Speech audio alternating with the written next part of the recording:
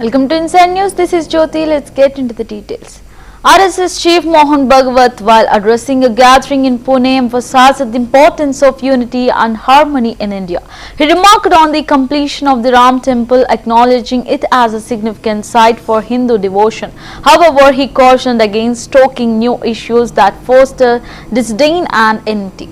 Bhagwat urged for a collective effort to demonstrate to the world that India, with its diverse ideologies and communities, can live together in peace. He called for an experiment of harmony in the country, highlighting the need to respect and coexist with different sects and beliefs.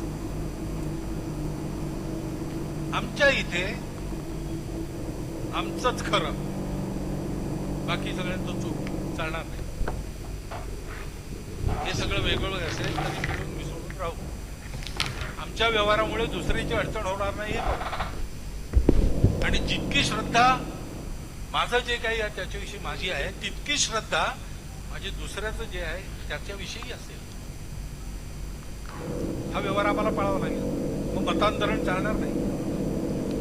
स्वतःहून रिव्हरंट नारायण वामन टिळकांसारखा कोणी मतांतरित होईल तर होईल, काही त्याला हरकत. परंतु लोभ लालच जबरदस्तीने आक्रमकपणे इतरांच्या देवी देवतांची हेटाळणी करत चाललेला प्रयत्न हा आमच्या देशाचा नाही आहे. हा आमच्या राष्ट्रीय जीवनात सामावू शकत नाही. हे स्पष्ट झालं पाहिजे. याच्यात काही कोणाचा उपमर्द नाही, कोणाची हेटाळणी आहे, सगळ्यांचा स्वीकार आहे. रामकृष्ण मिशन मध्ये आजही 25 डिसेंबर साजरा करतात. हे आम्ही करू शकतो कारण आम्ही हिंदू आहोत.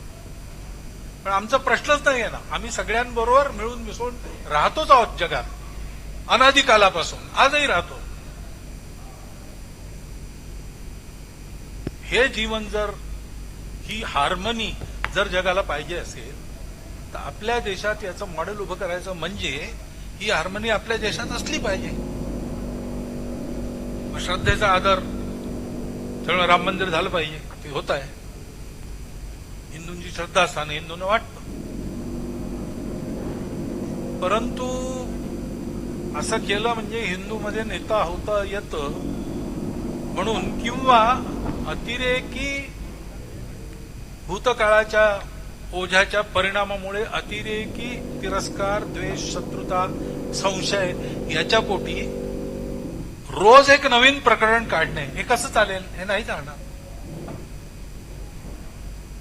शेवटी आपलं सोल्युशन काय आहे? जगाला आपल्याला दाखवायचं आहे की आपण सगळे एकत्र नांदू शकतो. आपल्या देशात त्याचा छोटासा प्रयोग झाला पाहिजे. तो प्रयोग करताना आहेत आमच्या या सगळ्यांना सामावून घेणाऱ्या अनेक पंथ संप्रदायांच्या विचारधारा आमच्या इथे आहेत. आता काही बाहेरूनही आल्या आहेत ज्यांच्यामध्ये चुकीनी का होईना पण कट्टरपणाची परंपरा आहे. आमच्या इथे आमचंच खरं, बाकी सगळ्यांचं चूक चालणार नाही.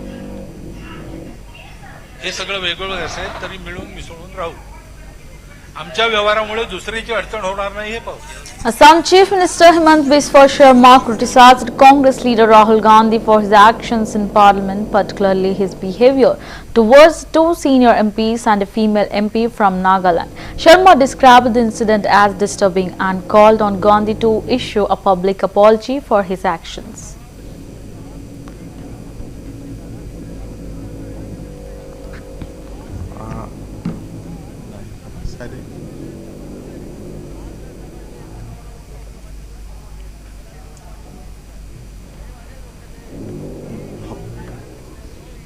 সাংবাদিক বন্ধু বান্ধৱীসকল, আজি আমাৰ সাপ্তাহিক কেবিনেট বৈঠক অনুষ্ঠিত হয় আৰু কেবিনেটত কেইটামান অতি গুৰুত্বপূৰ্ণ সিদ্ধান্ত গ্ৰহণ কৰা হয়. মই এফালৰ পৰা আপোনালোকক ক'ব খুজিছোঁ. প্ৰথম, আপোনালোকে জানে যে আমাৰ মিছন বসুন্ধৰাৰ শেষ সময়ৰেখা 3ৰ সময়ৰেখাটো হৈছে 31 ডিচেম্বৰ. কিন্তু আমি এটা কথা বিভিন্ন জনৰ পৰা এটা আপত্তি পাইছিলোঁ যে যিখিনি নামঘৰ, মন্দিৰ বা ক্লাব বা এডুকেশ্যনেল ইনষ্টিটিউশ্যনে বসুন্ধৰা 3ত মাটি ল'ব খোজে, তেওঁলোকে প্ৰথমতে পঞ্জীয়নভুক্ত হ'ব লাগিব গতিকে পঞ্জীয়নো কৰা আৰু বসুন্ধৰাত মাটি আবেদন কৰা এই দুইটা কৰোতে মানুহে কিছু অসুবিধা পাই আছিল গতিকে আজি আমি কেবিনেটত এটা সিদ্ধান্ত গ্ৰহণ কৰিছো যে বসুন্ধৰাত আবেদন কৰিবৰ কাৰণে পঞ্জীয়নৰ প্ৰয়োজন নহব কিন্তু যেতিয়া তেওঁলোকক মাটি দিয়া হ'ব মাটিটো লোৱাৰ আগতে অৰ্থাৎ সেটেলমেন্ট অৰ্ডাৰটো হোৱাৰ আগতে তেওঁলোকে পঞ্জীয়নভুক্ত নিজকে কৰি ল'ব লাগিব অৰ্থাৎ তেওঁলোকে প্ৰায় ৩-৪ মাহ এটা অতিৰিক্ত সময় পাই যাব প্ৰথম আবেদন হয় আবেদনৰ পিছত আবেদন পৰীক্ষা হয় ভূমি উপদেষ্টা সমিতি বহে আৰু ভূমি উপদেষ্টা সমিতিয়ে সেই অনুষ্ঠানটোক অফাৰ অফ সেটেলমেন্ট দিয়ে পিছত 500 টকা বা 1000 টকা দিলে সেটেলমেন্টটো হয় এই যেটো অফাৰ অফ সেটেলমেন্ট হ'ব সেই সময়ত পঞ্জীয়নৰ কাগজ দিলেও হ'ব অৰ্থাৎ আজি দিনটোত অহা কালিৰ পৰা নামঘৰ মন্দিৰ শিক্ষানুষ্ঠান সংঘ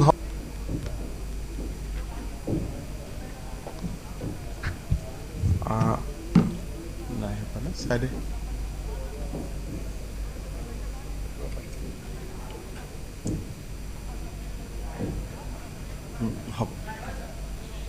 সাংবাদিক বন্ধু বান্ধৱীসকল আজি আমাৰ সাপ্তাহিক কেবিনেট বৈঠক অনুষ্ঠিত হয় আৰু কেবিনেটত কেইটামান অতি গুৰুত্বপূৰ্ণ সিদ্ধান্ত গ্ৰহণ কৰা হয় মই এফালৰ পৰা আপোনালোকক ক'ব খুজিছোঁ প্ৰথম আপোনালোকে জানে যে আমাৰ মিছন বসুন্ধৰাৰ শেষ সময়ৰেখা 3ৰ সময়ৰেখাটো হৈছে 31 ডিসেম্বৰ কিন্তু আমি এটা কথা বিভিন্ন জনৰ পৰা এটা আপত্তি পাইছিলো যে যিখিনি নামঘৰ মন্দিৰ বা ক্লাব বা এডুকেশনাল ইনষ্টিটিউশনে বসুন্ধৰা 3ত মাটি ল'ব খোজে তেওঁলোকে প্ৰথমতে পঞ্জীয়নভুক্ত হ'ব লাগিব গতিকে পঞ্জীয়নো কৰা আৰু বসুন্ধৰাত মাটি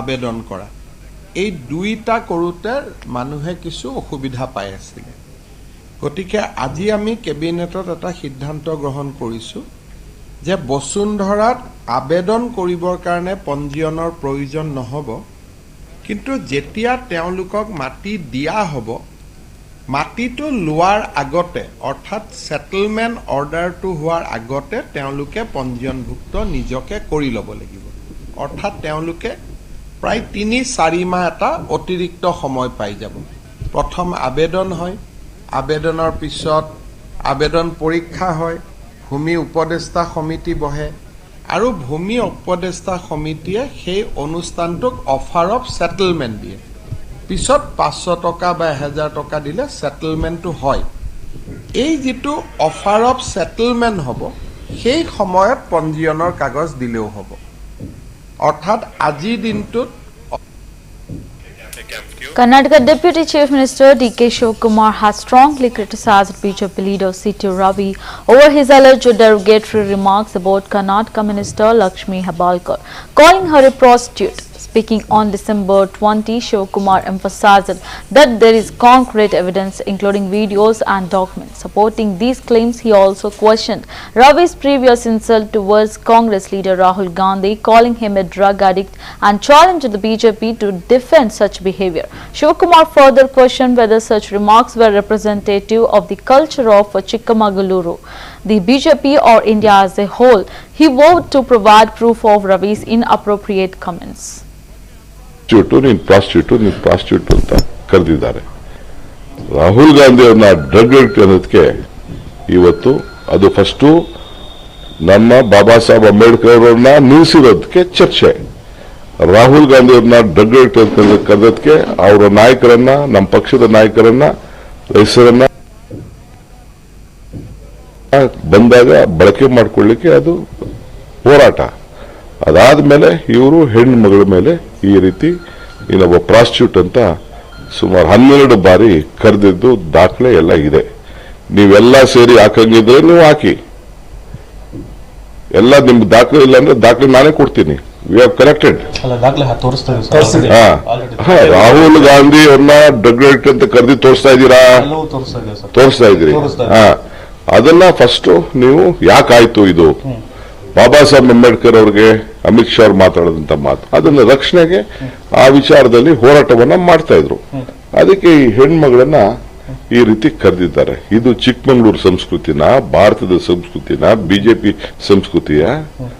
ಆಮೇಲೆ ನಾನು ಅಷ್ಟೊತ್ತಿಗೆ ನಾನು ಬೇರೆ ಕಡೆ ಇದ್ದೆ, ಅಸೆಂಬ್ಲಿಯಲ್ಲಿದ್ದೆ. ನನಗೆ ನಿನ್ನೆ ಅಲ್ಲೇ ಕೌನ್ಸಿಲ್ ಅಲ್ಲಿ ನನಗೆ 12 ಕ್ವಶನ್ಸ್ ಇತ್ತು. ಅದು ಮುಗಿಸ್ಕೊಂಡು ನಾನು ಬೇರೆ ಕಡೆ ಹೋಗಿದ್ದೆ, ನಾನು ಅಸೆಂಬ್ಲಿಗೆ ಹೋಗಿದ್ದೆ. ಆಗ ಈ ಘಟನೆ ನಡೆದಿದೆ.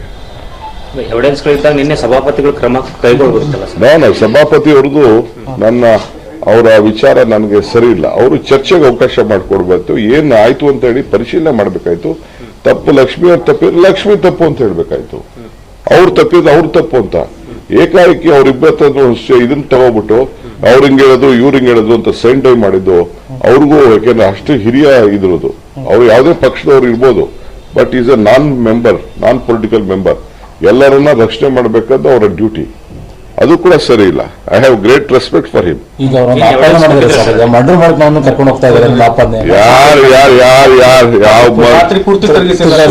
ಅದೆಲ್ಲ ನನಗೆ ಗೊತ್ತಿಲ್ಲ. ಪೊಲೀಸ್ ಅವ್ರು ಏನ್ ಮಾಡಿದ್ರು ಅಲ್ಲ ರೀ. ಹೋಗಿ ಪೊಲೀಸ್ ಸ್ಟೇಷನ್ ಅಲ್ಲಿ ಹೋಗಿ, ನಾನು ಅದ್ಯಾವ್ದೋ ಕ್ಲಿಪ್ಪಿಂಗ್ಸ್ ಯಾವ್ದೋ ಟಿವಿಲಿ ನೀವು ಯಾರೋ ತೋರಿಸ್ತಾ ಇದ್ರಿ, ಹೋಗಿ ಏನೋ ಹಿರಿಯರನ್ನ ಭೇಟಿ ಮಾಡಕ್ಕೆ ಒಂದು ಅವಕಾಶ ಅಂದ್ರೆ ಅಲ್ಲಿ ಹೋಗಿ ಇದರಲ್ಲಿ ಖಾನಾಪುರ್ ಪೊಲೀಸ್ ಸ್ಟೇಷನ್ ಅಲ್ಲಿ ಇವ್ರು ಬಿಜೆಪಿ ಮೀಟಿಂಗ್ ಮಾಡದ?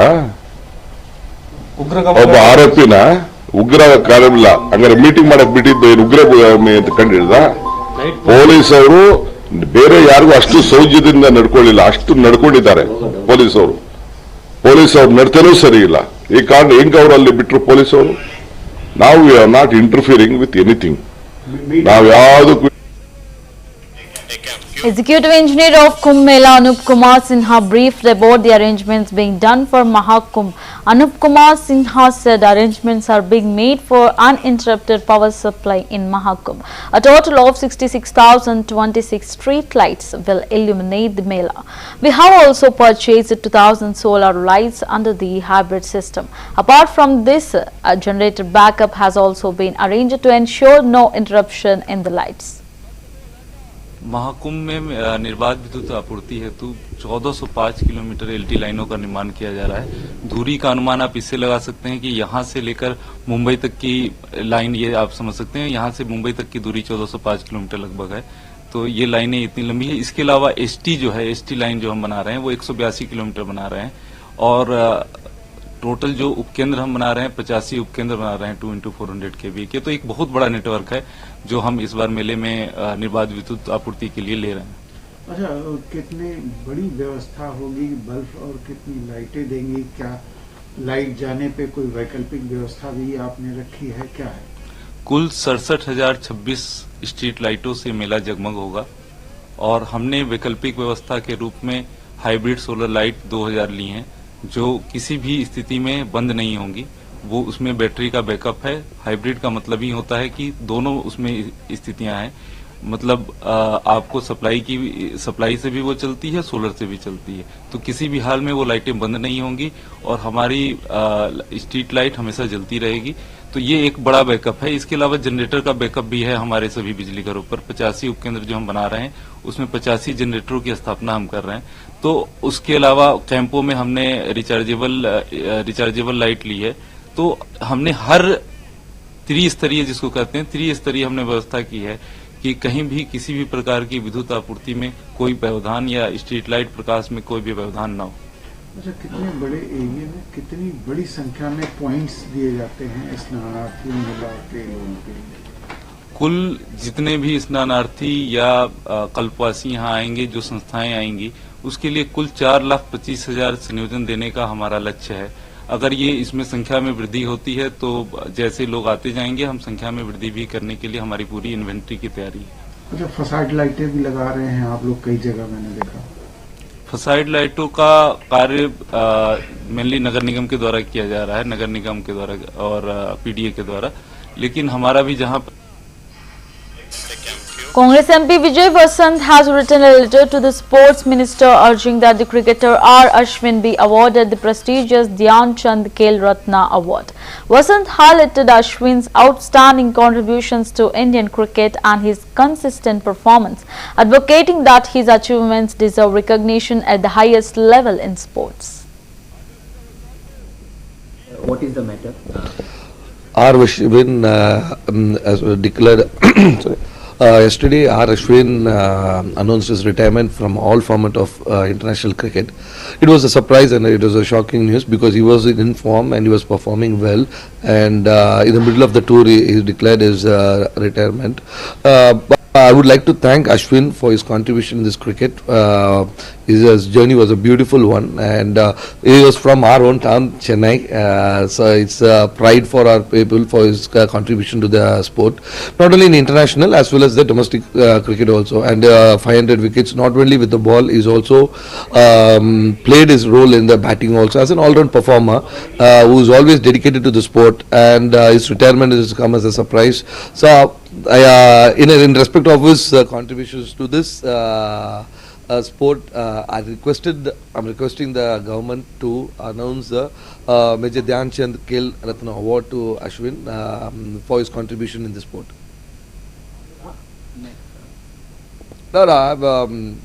Because this is my interest as a cricketer, as a cricket lover, my interest, because his contribution, as I said, is phenomenal. 500 wickets all is not an easy one. And so I want the government to recognize him, appreciate his contribution to the sport. So I am submitting my letter tomorrow to the minister. Hopefully I'll meet him tomorrow and submit the letter. JDU leader Rajiv Ranjan criticized both the BJP and Congress for allegedly exerting pressure on the police. Speaking in Patna, Ranjan condemned the political interference in law enforcement matters, emphasizing that such tactics undermine the credibility and independence of the police force. He called for a fair and unbiased approach to ensure justice and uphold the rule of law. देखिए, आज आरोप प्रत्यारोप तो अपनी जगह, लेकिन भारत के संसदीय इतिहास का ये काला दिन है। संविधान निर्माताओं ने और देश की आज़ादी के लिए लड़ रहे स्वतंत्रता संग्राम सेनानियों ने ऐसे दृश्य की कतई कल्पना नहीं की होगी। राहुल गांधी मुद्दों को लेकर कभी गंभीर नहीं रहे हैं और अक्सर चीज़ों को लपक लेने की प्रवृत्ति और उसके लिए होमवर्क जब वो नहीं करते हैं तो फिर वो कांग्रेस के लिए मुसीबतें खड़े करते हैं। और इस पूरे प्रकरण में जिस तरह से इतिहास के गड़े मुर्दे उखड़े, कांग्रेस बाबा साहब आम्बेडकर के नाम पर बीजेपी को घेरना चाहती थी। केंद्रीय गृह मंत्री अमित शाह जी का जो 12 सेकंड का एडिटेड वीडियो है उसको लेकर जिस कदर वो हमलावर थे, ये बातें पूरी तरह से उनके लिए उल्टी साबित हुई और आज पूरे देश को एक बार फिर से याद आया कि किस कदर पंडित नेहरू समय के कांग्रेस नेतृत्व और जो उस समय की परिस्थितियां थी, बाबा साहब अंबेडकर को हर समय अपमान का सामना करना पड़ा। और आज ये मामले उस तरह से नहीं उधेड़े गए होते अगर राहुल गांधी ने इसको सही परिप्रेक्ष्य में देखा होता। राहुल गांधी ने कहा कि संसद में सत्र के दौरान मैंने अडानी पर चर्चा करने की बात कही थी, बीजेपी ने इसे नहीं किया। अब इससे साफ जाहिर होता है कि बीजेपी संविधान विरोधी है, लोकतंत्र विरोधी है। देखिए, संविधान और लोकतंत्र को लेकर कांग्रेस किसी को कैसे नसीहत दे सकती है? हिंदुस्तान की आज़ादी के बाद देश का सबसे मुश्किल दौर 1975 का था, जब देश पर आपातकाल थोपा गया। न्यायपालिका को लेकर कांग्रेस के जो उस समय के फैसले हैं, जिस तरह से पर कतरे गए, जिस तरह से प्रेस की आज़ादी छीनी गई, अभिव्यक्ति की स्वतंत्रता पर कुठाराघात हुआ, उसके बाद कांग्रेस देश के कई राज्यों में चुनी हुई सरकारों को अपदस्थ करने में भी शामिल रही है। इसीलिए संविधान और लोकतंत्र पर कांग्रेस को कुछ भी बोलने का हक नहीं है। Tripura University organized a national workshop focusing on the implementation of the National Education Policy NEP 2020 and strategies for resource mobilization. The event, attended by educationists and policymakers, aimed to discuss ways to effectively execute the NEP in the region and explore sustainable methods to enhance educational resources. Professor Ganga Prasad Prasain, an expert in the field, highlighted key aspects of the policy and the importance of collaboration for successful execution. National institute of educational planning and administration new Delhi के संयुक्त तत्वाधान में 2 दिवसीय राष्ट्रीय संगोष्ठी का आयोजन त्रिपुरा विश्वविद्यालय में दिसंबर 19 और 20 को किया जा रहा है। इस 2 दिन का वर्कशॉप का मुख्य विषय है national education policy 2020, financial implication and resource mobilisation by higher educational institution. इस 2 दिन का संगोष्ठी पर हमारे पूर्वोत्तर भारत के सभी 8 राज्यों के विभिन्न प्रतिनिधि आए, जिस पर कुलपति, फाइनेंस ऑफिसर, रजिस्ट्रार और बाकी अधिकारी, फिर राज्य के उच्च शिक्षा विभाग के डायरेक्टर, डिप्टी डायरेक्टर आदि लोग आए हैं। टोटल 50 प्रतिभागी हैं और इस 2 दिन के राष्ट्रीय संगोष्ठी पर हम मुख्य रूप से नया राष्ट्रीय शिक्षा नीति लागू करते समय हमें फाइनेंशियल इम्प्लीकेशन कितना होगा, फिर इस रिसोर्स को मोबिलाइजेशन कैसे करेंगे, साथ साथ हम इस पर चर्चा करेंगे कि हम कैसे रिसोर्स को मोबिलाइज करके राष्ट्रीय शिक्षा नीति को अपने महाविद्यालय में, अपने विश्वविद्यालय में सुचारू रूप से लागू करेंगे। इस 2 दिन का संगोष्ठी में हमारे 8 रिसोर्स पर्सन है जो सभी भारत के विभिन्न जगह से आए हुए हैं और वो अपना विषय पर बोलेंगे और हमारे जो पार्टिसिपेंट हैं उनको भी फायदा होगा और मुझे पूरा विश्वास है कि इस संगोष्ठी के बाद हमारे प्रतिनिधि अपने अपने राज्यों में जाकर नया राष्ट्रीय शिक्षा नीति 2020 को सफलपूर्वक लागू करने में सहयोग देंगे और इससे हम सबको बहुत ही लाभ मिलेगा ये राष्ट्रीय शिक्षा नीति लागू करने में। धन्यवाद।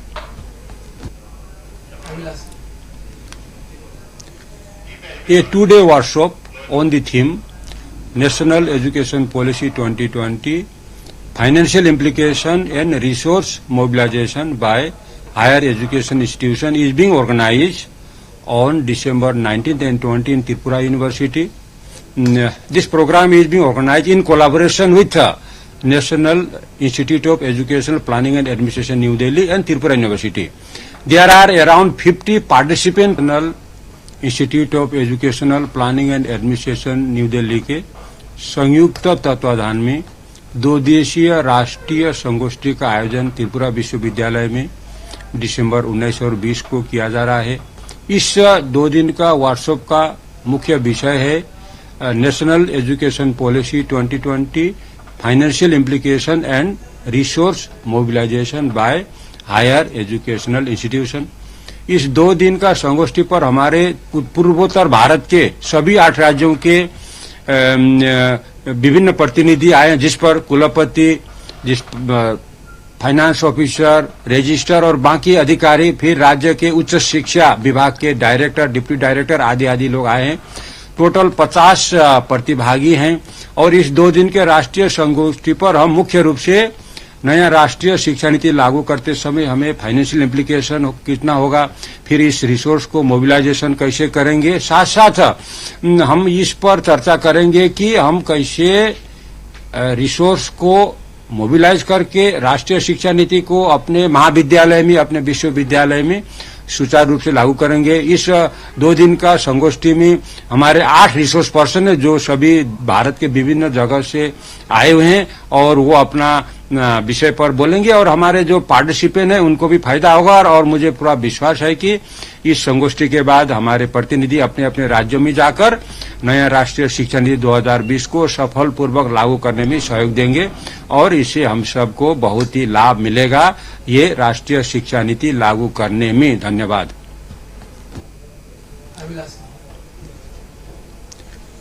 A 2-day workshop on the theme National Education Policy 2020, Financial Implication and Resource Mobilization by Higher Education Institution is being organized on December 19th and 20th in Tripura University.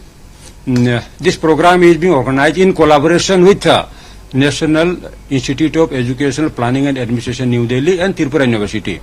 There are around 50 participants. National Institute of Educational Planning and Administration, New Delhi के संयुक्त तत्वाधान में 2 दिवसीय राष्ट्रीय संगोष्ठी का आयोजन त्रिपुरा विश्वविद्यालय में दिसंबर 19 और 20 को किया जा रहा है। इस 2 दिन का वर्कशॉप का मुख्य विषय है national education policy 2020, financial implication and resource mobilisation by higher educational institution. इस 2 दिन का संगोष्ठी पर हमारे पूर्वोत्तर भारत के सभी 8 राज्यों के विभिन्न प्रतिनिधि आए, जिस पर कुलपति, फाइनेंस ऑफिसर, रजिस्ट्रार और बाकी अधिकारी, फिर राज्य के उच्च शिक्षा विभाग के डायरेक्टर, डिप्टी डायरेक्टर आदि लोग आए हैं।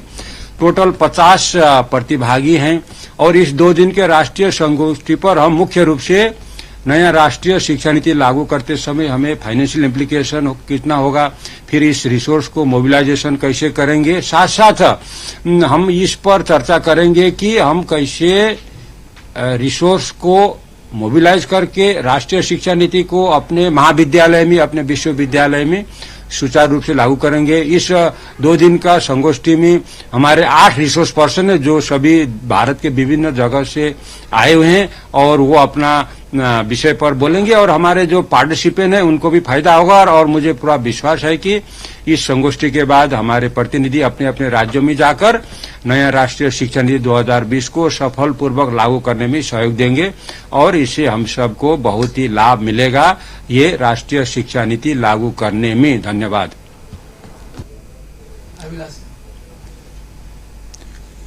A 2-day workshop on the theme National Education Policy 2020, Financial Implication and Resource Mobilization by Higher Education Institution is being organized on December 19th and 20th in Tripura University. This program is being organized in collaboration with National Institute of Educational Planning and Administration, New Delhi, and Tripura University. There are around 50 participants. National Institute of Educational Planning and Administration. That's the wrap of the Inside News. Keep watching CVR News English.